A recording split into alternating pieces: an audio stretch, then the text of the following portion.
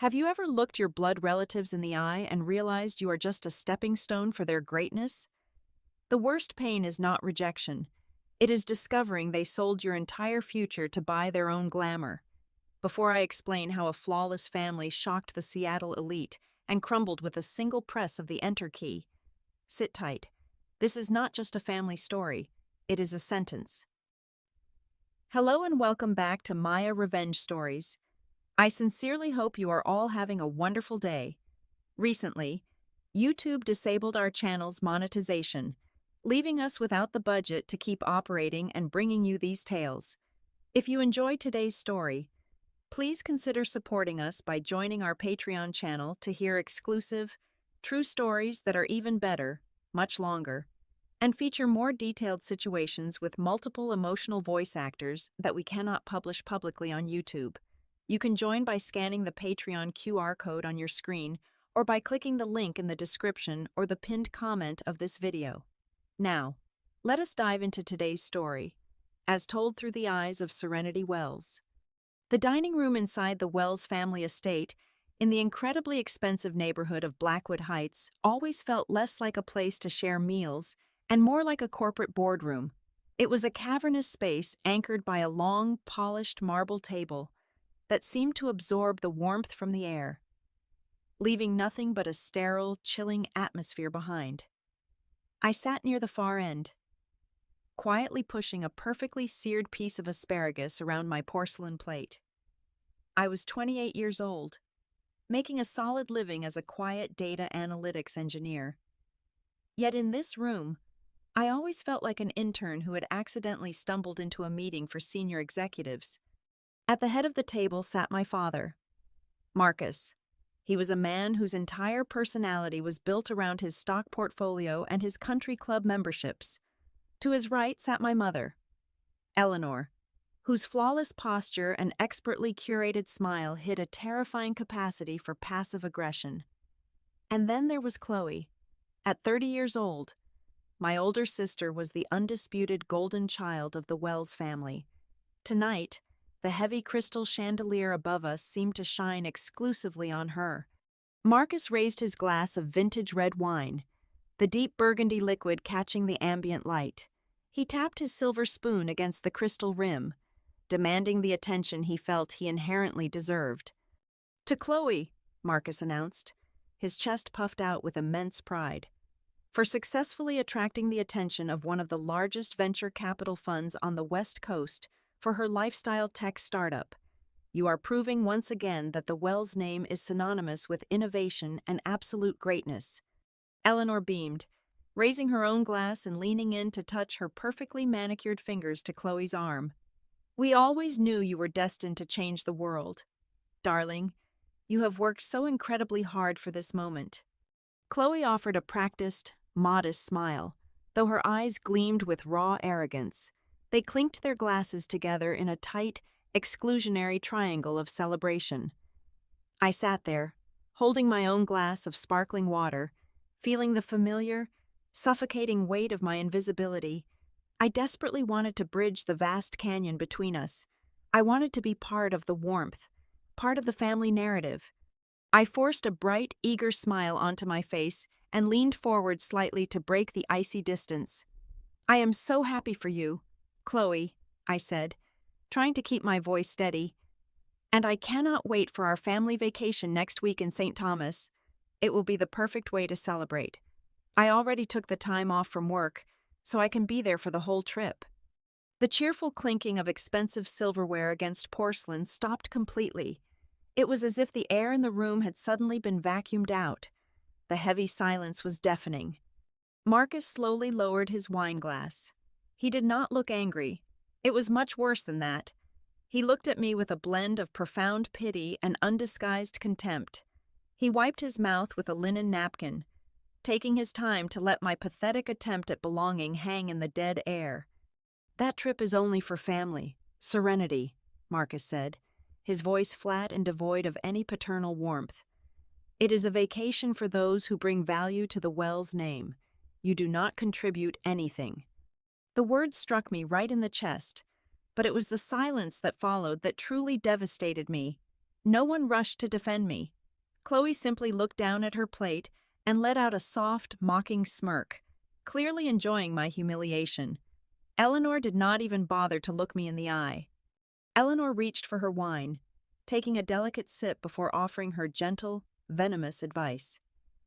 Your father is right, sweetie. You should just stay here in the city. You need to focus on your little job. Someone has to do that tedious desk work. After all, the Caribbean sun would probably just give you a terrible headache anyway. In that singular, agonizing moment, the illusion shattered. I realized with absolute clarity that I had never been considered a real member of this family. I was not a daughter. I was a genetic disappointment, a failed shadow doomed to stand outside the brilliant, blinding aura of my sister. They did not just view me as unsuccessful, they viewed me as entirely irrelevant. I did not argue. I did not cry. The tears I might have shed years ago were entirely gone, replaced by a sudden, sharp, and freezing sensation rising deep within my chest.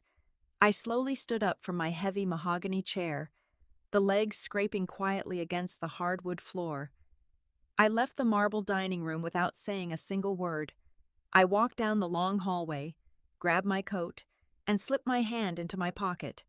My fingers curled tightly around my cold metal car keys, the sharp edges dug into my palm, grounding me. As I walked out into the cool night air, the pain evaporated, leaving behind a razor-sharp resolve. A permanent change was coming, and they had absolutely no idea what they had just set in motion. The drive away from the suffocating atmosphere of Blackwood Heights was an absolute blur of streetlights and rising adrenaline.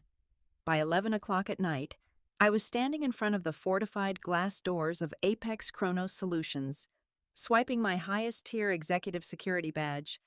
My family always believed I was just a low-level desk drone pushing spreadsheets for some boring corporate entity. They had absolutely no idea that Apex was one of the most elite, highly classified cybersecurity and forensic data recovery firms on the entire West Coast. Furthermore, they did not know I was one of their lead senior systems architects. The building was completely dark and entirely deserted, save for the dim emergency lights tracing the hallways and the steady rhythmic hum of the massive environmental cooling units keeping our subterranean servers alive. Stepping into the main operations center, I finally felt able to breathe. This was my real home, the cold, unyielding, deeply logical world of raw data never lied to me, and it certainly never made me feel small. Earlier that morning, while sipping coffee before work, I had noticed a tiny, almost microscopic discrepancy.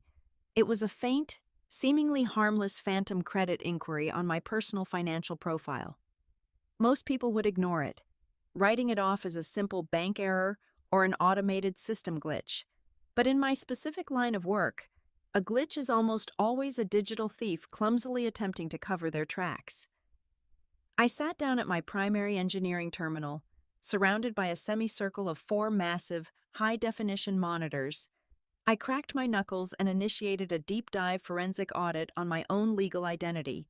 My fingers flew relentlessly across the mechanical keyboard.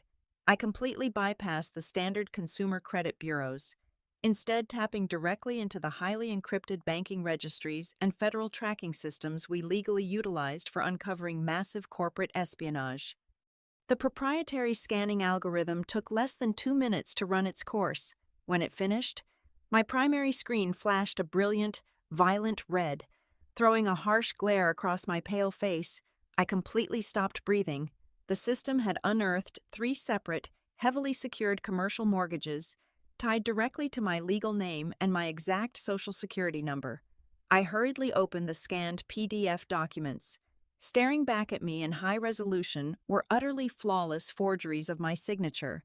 Someone had meticulously leveraged my pristine, carefully maintained credit score to extract a staggering sum of exactly $2,400,000. I was suddenly buried under a suffocating mountain of catastrophic debt. Completely unaware of my financial ruin until this exact second, my own flesh and blood had weaponized and financialized my existence without a shred of hesitation or consent. But a sum of over $2 million does not just vanish into thin air. I unleashed an aggressive, military-grade tracing program, hunting down the digital routing sequences of every single stolen dollar. The money did not sit idly in an escrow account. It had been rapidly and aggressively funneled through a complex labyrinth of offshore wire transfers before landing squarely in the corporate accounts of Wells Innovations. This was a dormant shell company, I knew. For a fact, was legally registered under my mother and father. From that holding account, the cash was systematically dripped in varied, randomized increments into Chloe's supposedly booming lifestyle tech startup. The sickening, horrific reality washed over me like freezing water. Chloe had absolutely no real customers. Her incredible, heavily publicized quarter-over-quarter growth was a total, unmitigated fabrication. My parents were actively laundering the millions they stole in my name to create a phantom revenue stream, artificially inflating the valuation of Chloe's company to successfully bait top-tier venture capitalists. I refused to stop there. The shock in my veins was entirely replaced by an icy, hyper-focused, and absolute rage. I decided to break through the pathetic, laughably low-grade commercial firewalls surrounding Chloe's startup servers. I needed to see exactly what products she was preparing to pitch to these high-profile investors. I pulled up the core repository for her supposedly revolutionary lifestyle optimization artificial intelligence algorithm. I began reading the raw source code on my right monitor. I read it line by line, function by function, variable by variable. A cold sweat broke out on the back of my neck. The elegant logic structures, the highly specific naming conventions, the unique predictive models that handled human habit formation. I knew every single line of this complex architecture intimately. I knew it because I wrote every single word of it. 3 years ago, I spent countless late nights alone in my apartment building a predictive behavioral model, just as a challenging side project. I had saved the entire environment on a high-capacity external hard drive that had mysteriously vanished during my last apartment move. My family had not just stolen my financial identity to secure fraudulent loans. They had physically robbed me of my intellectual property, stripped away my author metadata, and legally copyrighted my quiet genius entirely under Chloe's name. She was parading around the city as a visionary tech founder, standing triumphantly on top of my stolen life's work. My hands moved automatically now, driven by pure, unadulterated instinct. I easily hacked directly into my father's private, encrypted email server. I searched for the itinerary regarding our so-called family vacation to St. Thomas, scheduled for next week. The search results populated instantly across my screen, and the final, devastating piece of their twisted puzzle locked firmly into place. There was no family vacation. There never was an intention to relax on a beach. The geographical destination in St. Thomas was simply the docking location for a spectacular luxury superyacht. My parents had carefully orchestrated an exclusive, invite-only signing gala. The guest of honor for this maritime event was Julian Sterling, a notoriously ruthless tech billionaire known for aggressively acquiring promising startups. The leaked emails detailed the final, binding contract.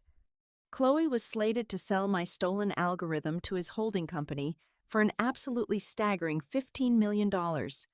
I leaned back in my ergonomic leather chair, suddenly engulfed by the freezing, sterile air of the secure server room. The soft blue and red lights of the monitors illuminated the bitter, hollow, and profoundly dangerous smile slowly spreading across my face. It was an absolute masterpiece of emotional and financial betrayal. My mother and father had secretly weaponized my identity to illegally fund their favorite daughter.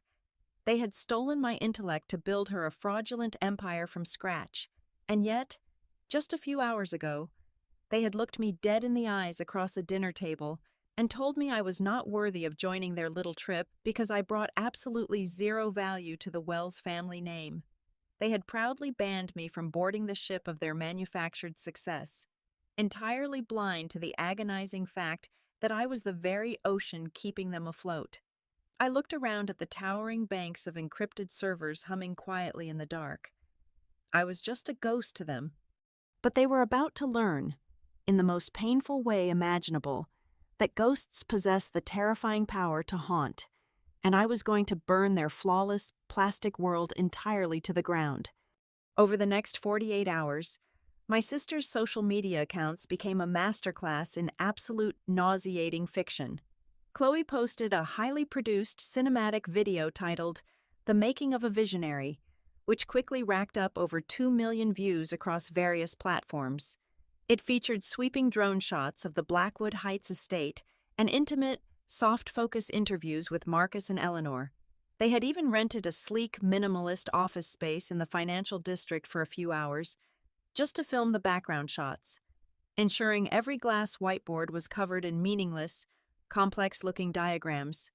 My mother, wearing a designer silk blouse that cost more than my monthly rent, dabbed at a non-existent tear. She spoke eloquently to the camera about the countless sacrifices they had made to nurture Chloe's unique technological genius. Marcus chimed in, claiming he had spent 20 years preparing his eldest daughter to revolutionize the industry. It was a perfectly curated, heavily filtered digital fairy tale about a dynasty of brilliant, self-made entrepreneurs. Watching it, I could not help but laugh out loud in my quiet apartment. The sheer audacity was almost impressive. They were aggressively painting themselves as modern-day martyrs, while casually floating on a vast sea of my stolen, forged debt. While they were busy harvesting hundreds of thousands of likes and soaking up virtual applause, I was quietly securing a devastating legal arsenal. I did not just hire any attorney. I retained the services of Elias Vance, a notoriously ruthless corporate financial litigator who specialized in high-stakes fraud and white-collar destruction.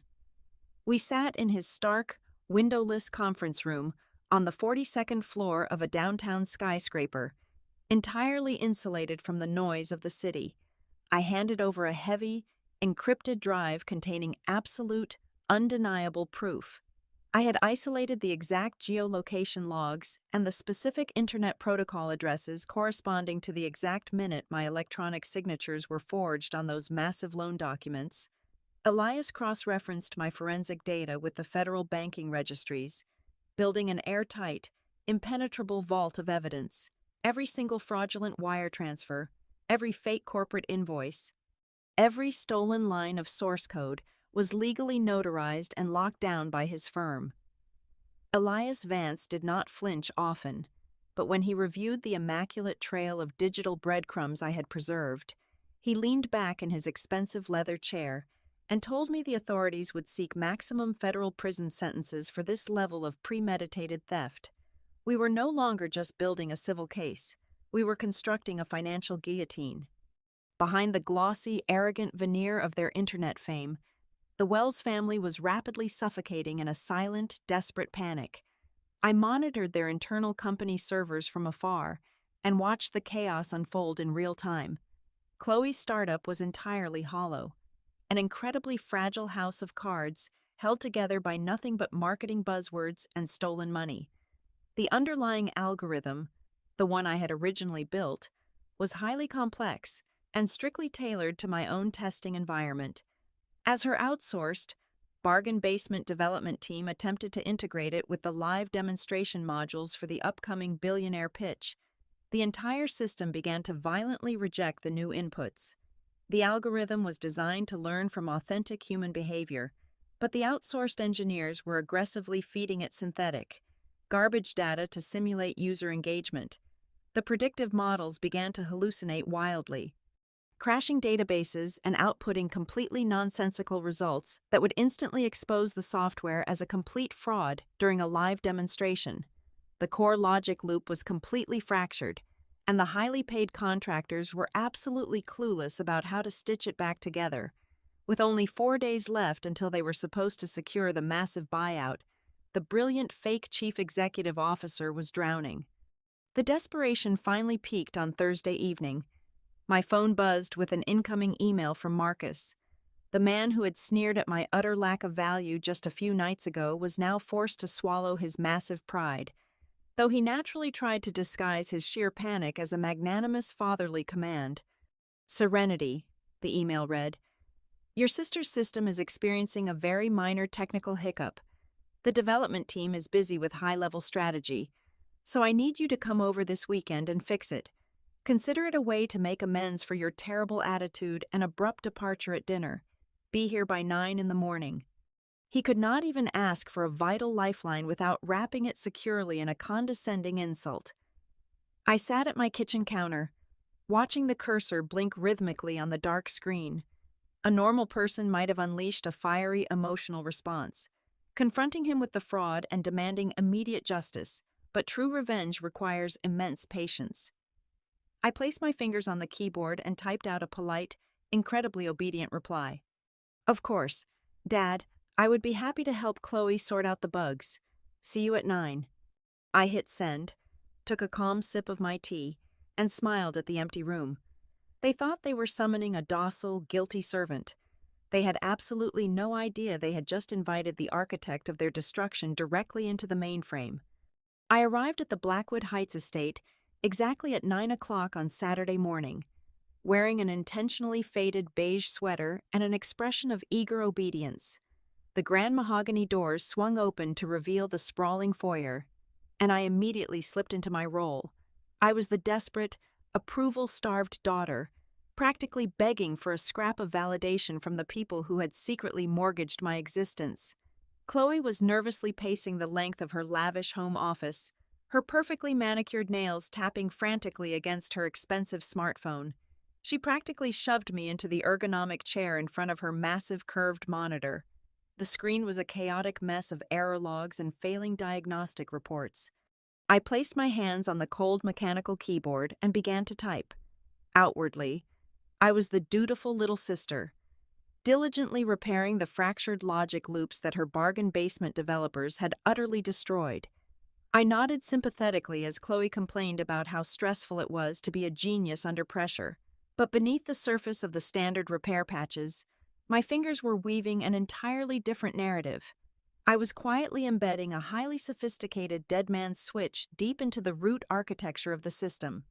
This was an undetectable, heavily encrypted trigger mechanism that would instantly lock down and self-destruct the entire source code unless it received my specific biometric authorization. Every keystroke was a silent, calculated strike, tightening an invisible noose around their fraudulent empire. My mother paced back and forth behind my chair, her sharp heels clicking aggressively against the hardwood floor. Eleanor did not care about the technical crisis unfolding on the screen. Her anxiety was entirely focused on optics. She glared down at my faded beige sweater and sighed heavily, the sound practically vibrating with absolute disgust. "You really must try to look more presentable, Serenity," Eleanor complained, swirling a morning mimosa in her crystal glass. "If you are going to be anywhere near the marina on the day of the departure, I cannot have you wearing clothes that look like they were pulled from a discount bin. You will completely ruin the family aesthetic. We have elite photographers coming to document Chloe's triumph, and you simply do not fit the visual brand we are trying to project." I kept my eyes fixed on the glowing screen, resisting the powerful urge to smile. "I understand. Mother, I will make sure to stay completely out of sight." At that moment, Marcus strode into the office, his face tight with barely concealed panic. The pressure of the impending $15 million acquisition was clearly eating him alive. He looked at me, demanding to know if the software was fully operational. I assured him the core functionality was stabilized, but then I paused, letting my hands hover nervously over the keyboard. I looked up at him, playing the part of a timid subordinate offering a casual observation. "The system is running perfectly now," I said softly. "But Dad, are you absolutely sure you want to use the simulated environment for the pitch? I was reading a profile on Julian Sterling in a major financial journal last night. The article mentioned that he aggressively backed out of a $50 million deal last year because the founders used a controlled video presentation instead of a live software environment. He apparently despises technical deception more than anything else." The air in the room instantly shifted. I watched the terrifying realization wash over Marcus's face.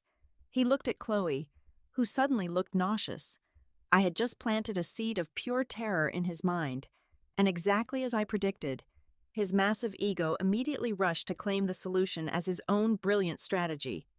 Marcus slammed his hand down on the edge of the desk, his eyes lighting up with desperate inspiration. "No pre-recorded videos," he commanded, his voice booming with sudden authority. "We are going to do a live, real-time demonstration right on the private pier. Before the yacht even drops its lines, we will set up a massive screen against the sunset. We will show Sterling the absolute raw power of the algorithm while the press is watching. It will be completely undeniable." Chloe beamed, instantly buying into her father's fabricated genius. "That is absolutely brilliant. Dad, it is a total power move." Marcus turned his sharp gaze back to me, his tone shifting from inspired visionary back to cold dictator. "You are going to be at that dock party, Serenity, but you will not be a guest. You will be dressed in standard black technical gear, and you will stay completely hidden inside the control booth behind the main stage. You will be our invisible shadow tech support. If the system even thinks about lagging during the live demonstration, you will be right there to manually force a reboot. Do you understand? You will do your job, and you will remain completely unseen." I bowed my head, hiding the vicious satisfaction blazing in my eyes. "Yes, Dad, I will be right there in the shadows." Late Sunday night, 24 hours before the grand sunset gala, I sat across from Elias Vance in his dimly lit downtown office. The thick stacks of legal paper on his heavy oak desk represented the absolute end of the Wells family. I picked up a heavy black pen and carefully signed my real, unforged signature on the bottom of a dozen federal financial fraud complaints. Every single document was fully backed by an impenetrable wall of digital evidence. The biometric switch was securely planted in the code. The legal trap was fully armed. The authorities were quietly placed on high alert. I laid the pen down on the smooth wood, feeling the weight of 28 years of emotional abuse lift from my shoulders. The hunter had patiently laid the bait, and the prey had eagerly locked themselves inside the cage. The late afternoon sun dipped below the horizon, casting a heavy golden glow across the private marina. The air was thick with the scent of expensive sea salt and the overwhelming perfume of the Seattle elite. Dozens of high-profile angel investors, eager technology journalists, and wealthy socialites crowded the massive wooden pier. At the end of the dock, a spectacular 4-story luxury super yacht bobbed gently in the dark water, waiting to host the victory party. Waiters in crisp white tuxedos navigated the dense crowd, balancing silver trays overflowing with crystal flutes of vintage champagne. At the absolute center of this manufactured paradise stood Chloe. She was wearing a breathtaking, custom-designed emerald green gown that caught the flash of every camera lens. She laughed effortlessly, playing the flawless role of a visionary female tech genius about to change the world. I was entirely removed from the glamour, just as my father had ordered. I was dressed in a baggy, pitch-black technician uniform. I was crammed into a small, suffocatingly hot control booth constructed directly behind the massive digital display screen that dominated the outdoor stage. I was entirely swallowed by the shadows, surrounded by tangles of thick power cables and humming audio mixers. Through a small gap in the heavy canvas curtain, I could see the entire spectacle unfolding. Marcus abruptly pushed his way through the heavy curtain and stepped into my dark, cramped space. The smell of expensive scotch radiating from his breath completely overpowered the metallic scent of the electrical equipment. He leaned down, placing his hands firmly on the edge of my control desk. His eyes were wide with a manic, terrifying pressure. "Do not ruin this family's moment," Marcus hissed, his voice trembling with a potent mix of aggression and alcohol. "You keep your eyes glued to that terminal. If there is even a millisecond of lag during her presentation, you fix it instantly, and when this is over, you pack up your little tools and you catch a cab home. Do not come near the yacht." He did not even wait for my response. He spun on his heel and disappeared back into the radiant light of the party. I stared at his retreating back, my hands resting perfectly still over the keyboard. Out on the pier, the ambient music slowly faded away. replaced by a wave of hushed anticipation. The crowd parted respectfully to make way for Julian Sterling. The billionaire possessed an aura of absolute, ruthless power. He stood near the front row, crossing his arms over his tailored suit. He had a heavy leather-bound checkbook resting visibly in the inner pocket of his jacket, ready to write a check for exactly $15 million. But he refused to sign a single piece of paper until he saw the core algorithm operating live, in real time, exactly as he had demanded. Chloe stepped up to the transparent acrylic podium at the center of the stage. The towering screen behind her flared to life, displaying her company's heavily branded, elegantly designed logo.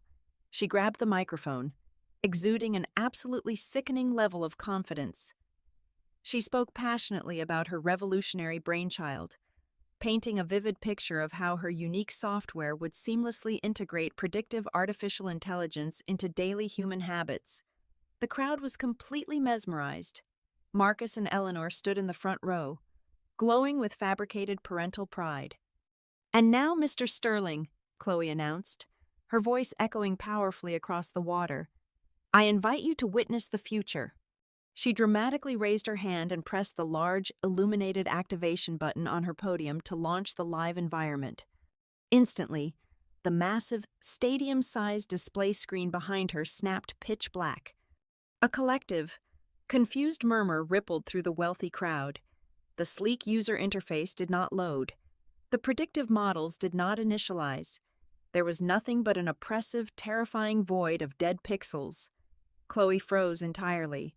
A bead of cold sweat broke through her flawless makeup and rolled down her temple. Her eyes darted frantically toward the dark slit of the control booth canvas.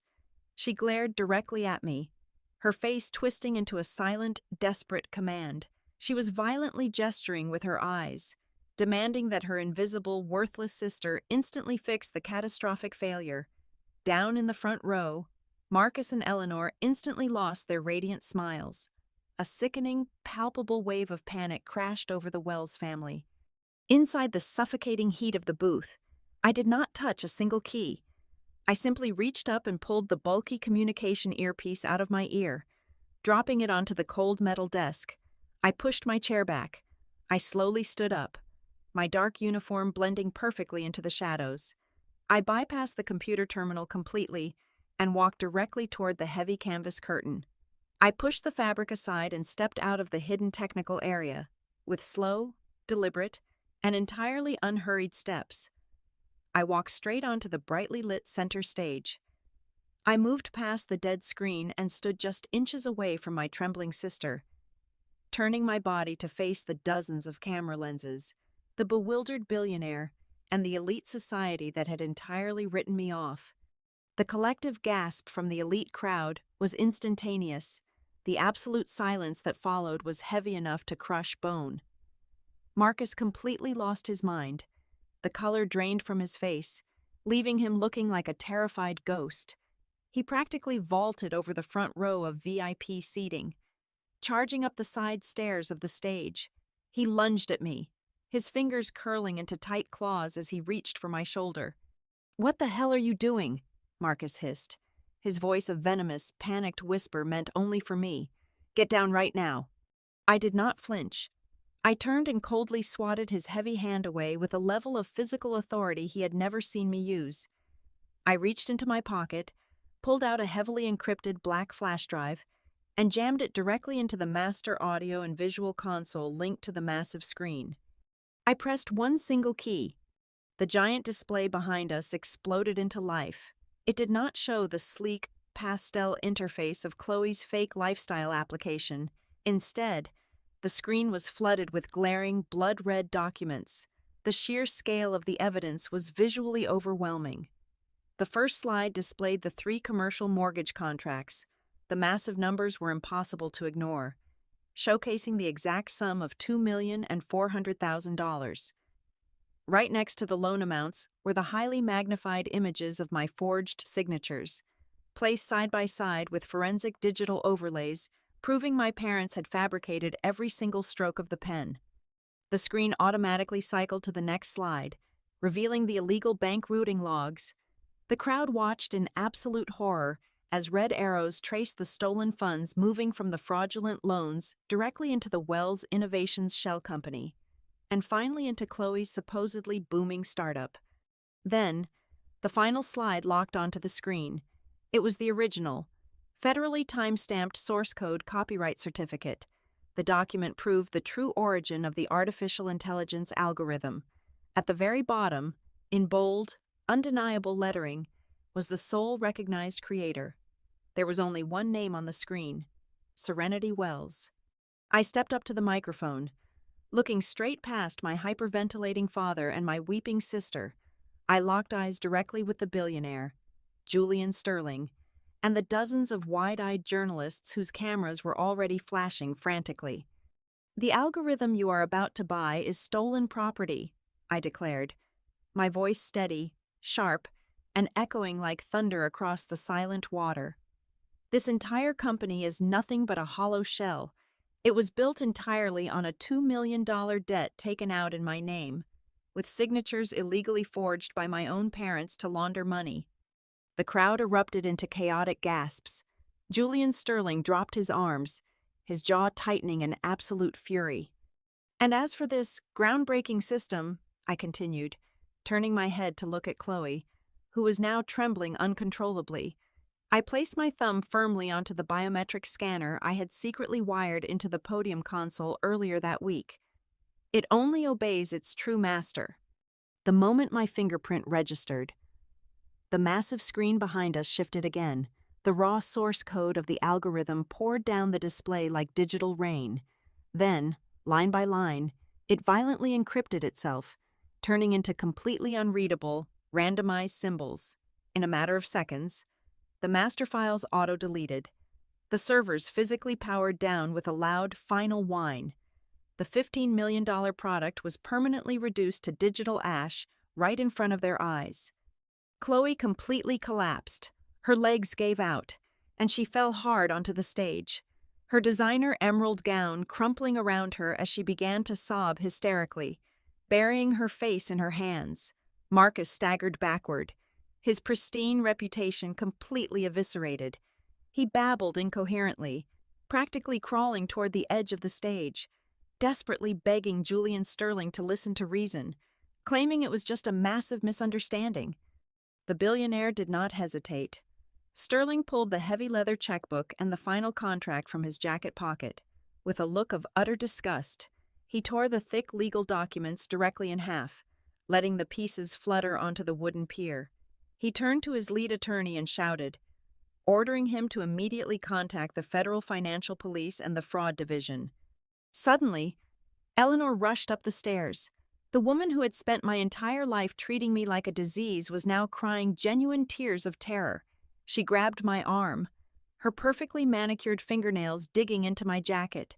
She looked at me with wild, desperate eyes, playing the ultimate, pathetic card of maternal guilt.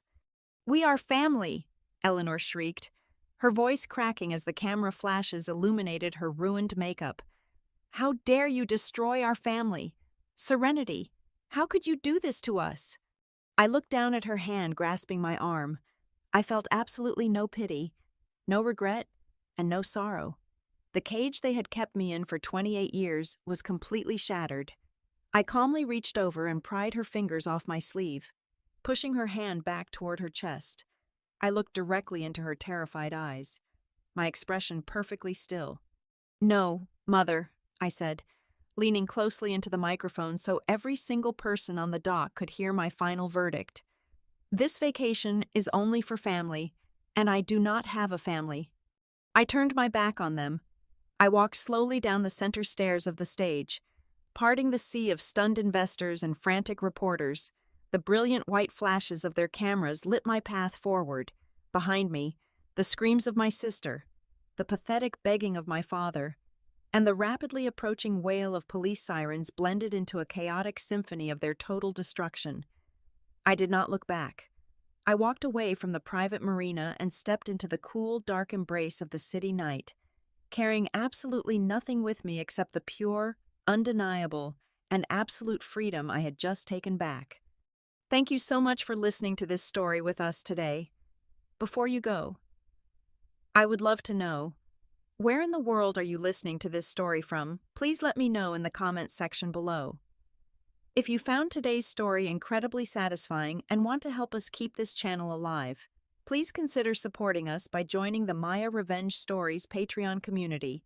Over there, you can listen to our best, most exclusive true stories that are simply too intense for us to publish publicly on YouTube. You will get access to much longer episodes featuring highly detailed situations, brought to life by multiple emotional voice actors. You can easily join us by scanning the Patreon QR code currently on your screen, or by clicking the link provided in the description or the pinned comment of this video. Have a wonderful day, and stay strong.